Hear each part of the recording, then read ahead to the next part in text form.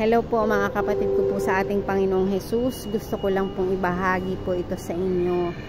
Dahil po, meron pong ipinagpa-pray sa akin si Lord sa toilet po. Hindi lang po ito isang beses, kundi marami na pong beses at marami po akong miracles na nakita. Hindi ko man nalaman agad, pero itong mga taong nilapit sa akin ng Panginoon para may pag-pray, sila mismo yung nagbabalita sa akin sa mga naranasan nila. So glory to God po sa ating Panginoong Jesus po ang lahat po ng kapurihan. At ito pong naranasan ko lately, hindi lang po ito isang beses ko pong naranasan. Nung nakarang araw, meron pong nilapit ang Lord sa akin sa isang toilet. Isa po siyang Pilipina, nagtatrabaho po siya sa bahay. So, dahil nginingitian ko niya ako, sinilapitan ko siya. Sabi ko, ate, kamusta ka na po? Kinamusta ko siya, tinanong ko yung trabaho niya, kung okay lang ba siya. Tapos, nag-asa ko sa kanya kung siya ba'y Kristiyano. Sabi niya naman, oo, pero tinanong ko siya kung siya ba'y born again.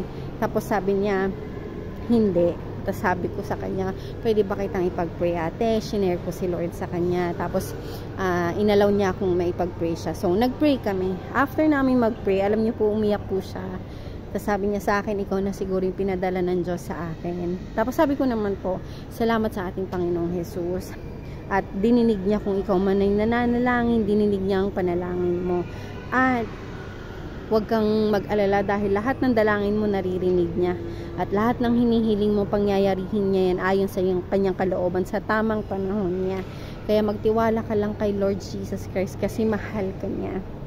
Tapos dahil after nung pag-pray namin na yun, yung cleaner po sa toilet na yun, sabi niya sa akin, isa po siyang Aprikana, na sabi niya po believer din siya ni Jesus Christ. Pero there is difference from believing and following. Kasi marami po naman talagang naniniwala kay Jesus. Kahit nga po demonyo naniniwala po kay Jesus. Ano po na siya po ay Son of God. So, iba pang naniniwala ka lang siya, nagpa-follow ka. No? So, kahit anong paniwalaan mo, kung hindi mo naman siya pina-follow, nonsense po yan. Ano po? So, sabi ko sa kanya, sabi niya sa akin, wag daw ako basta-basta mag-pray sa mga tao publicly kasi Muslim country to, baka ikapahamak ko pa. Tapos sinabihan ko siya, sabi ko sa kanya, sister, kasi binabahagi ko po si Lord sa kanya sa mga cleaner po dito, sinishare ko po si Lord yung kaligtasan, yung pagsunod sa Panginoong Jesus kasi nakakaawa po yung kilala lang nila si Lord pero hindi sila nagfa-follow. So nonsense po yun, no. Ano pong mababago sa buhay nila kung kilala lang nila yung isang tao? Hindi naman sila kung yung isang Diyos na hindi naman nila kinikilala, hindi sila nagbabasa ng Bible. They proclaim na isa po silang Kristiyano but they're not following kasi hindi po nila nababasa yung rules ni Lord, yung command ni Lord sa Bible. Amen. Kaya sabi ko sa kanya, sister, sabi sa Bible, sabi ni Lord Jesus Christ, ang nag-iingat sa kanyang sarili ay walang karapatan maging lingkod niya, yung nagmamahal sa kanyang sarili. Amen. Kung yung natatakot natatakot mag-alin ng buhay para kay Jesus, walang karapatan maging lingkod niya, walang karapatan na makapunta sa kaharian ng Diyos. Amen. Kasi takot duwag Kaya sabi ko sa kanya, sister, gusto tayong gamitin ni Lord pero hindi niya tayo magamit sa dami ng takot natin para sa sarili nating kapakanan. Kung talagang tinanggap natin si Lord Jesus Christ, ibabahagi natin yung kaligtasang tinanggap natin sa tao. Kasi yun si Lord, loving siya, mahabagin siya. Gusto niya, kaya nga siya Diyos na nagpakatao pa siya para lang ipaalam sa mga tao na may pag-asang maligtas. Amen. Na may pag-asa magkaroon ng bagong buhay, ng masayang buhay, ng mapayapang buhay. Amen. Kung tinanggap natin yun, dapat lang ibahagi natin yun. Kasi kung hindi natin ibabahagi yun, puro lang tayo takot na baka hindi to tanggapin ng mga taong sharean natin, baka pagtawanan nila tayo, baka i-persecute nila tayo. Di selfishness yun, no? Kaduwagan yun. At sin yun sa harapan ng Diyos. Amen. Kaya kung tinanggap natin yung salvation, ibahagi natin sa tao. Kung natatakot ka, kahit ako naman sino bang hindi matatakot? Sino bang hindi mag-worry? Kung yung tao na yon, parang impossible maniwala siya kay Lord. Pero walang imposible kay Jesus. Kaya nga nandyan si Lord para sa atin palagi, para maging gabay natin Sasamahan niya tayo Amen. Nandyan si Holy Spirit para i-lead kayo. Siya maglalagay ng word sa bibig mo Siya ang kikilos through your life para dun sa tao na yun. Kung ano man ang gustong ipanalangin ni Holy Spirit sa tao na yun. Kailangan mo lang lakasan ng loob mo. Kailangan mo lang manindigan. Kailangan mong magkaroon ng pag-ibig sa Diyos. Yung totoong pag-ibig sa Diyos na kaya mo, na gusto mong gawin. Lahat para sa Kanya. Iaalay mo yung buhay mo para sa Kanya. Sabi nga ng Panginoong Hesus, ang pinakadakila na pag-ibig, yung kaya mong ialay yung buhay mo para sa iyong kaibigan. Mahirap yon, pero kung totoong nagmamahal ka, magagawa mo yon. Amen. Hindi mo iisipin kung anong mangyayari sa'yo. Iisipin mo yung mangyayari dun sa kaibigan mo, dun sa tao na yun. Amen. Titingnan mo lang ba siyang mapapahamak siya? Amen. Kung ganun lang, na nag-aalala ka, ayaw mong kumilos para sa Lord, ayaw mong ibahagi yung salita ng Panginoon para maligtas yung mga tao, ibig sabihin duwag ka, kapatid. Ibig sabihin selfish ka. Ibig sabihin sarili mo lang iniisip mo. Ibig sabihin wala kang pakialam sa ibang tao. Ibig sabihin you never been born again. Kasi kapag tunay kang na born again, kapatid, yung pag-ibig ng Diyos, mamumutawi yan sa puso mo. Amen. At lahat ng tao kahahabagan mo. Kasi alam mo yung paraan para maligtas sila. At dahil tinanggap mo si Lord, tinanggap mo yung pag-ibig ng Panginoon, magre-reflect yan sa'yo, sa buhay mo, sa pamumuhay mo. At hindi mo mapipigilan yung sarili mo na ibahagi yung kaligtasan sa tao kasi gusto mo silang maligtas. Ganun ang totoong pag-ibig, kapatid. Amen. Kung ikaw ay napakatagal mo na sa isang simbahan, napakatagal mo ng Kristiyano, pero takot ka pa rin lumabas, ibahagi yung salita ng Panginoong Hesus, kasi baka pagtawanan ka, baka i-persecute ka, baka ang tingin sa'yo OA ang KJ mo. Kung yan ang lagi mong iniisip, kapatid, hindi ka talaga na born again. Amen.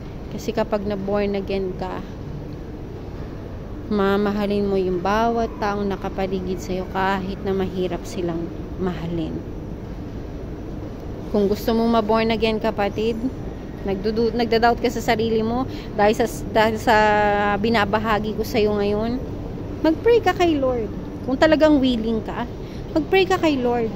Repent, isubmit mo ulit yung sarili mo. Magsimula ka muli. Hingin mo yung gabay ni Lord, hingin mo yung banal na spirito ng Panginoong Hesus. Hilingin mo yung lakas ng loob. Kasi alam mo, kapatid, sa Bible, sa gawa, sa Acts, sa New Testament, no? Nung bumalik na si Lord Jesus Christ sa kaharian ng Diyos, sa kaharian ng kanyang Ama, ibinaba ng Diyos yung kanyang banal na spirito. After nun, na-receive ng mga disipulo ng Panginoong Jesus yung banal na spirito, no?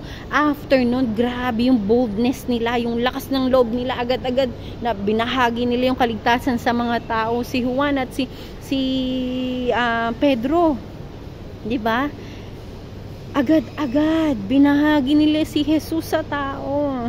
At nakita nila yung miracle. Sabi nga ng Panginoon na dapat matuwa kayo na ako'y babalik na sa aking Ama.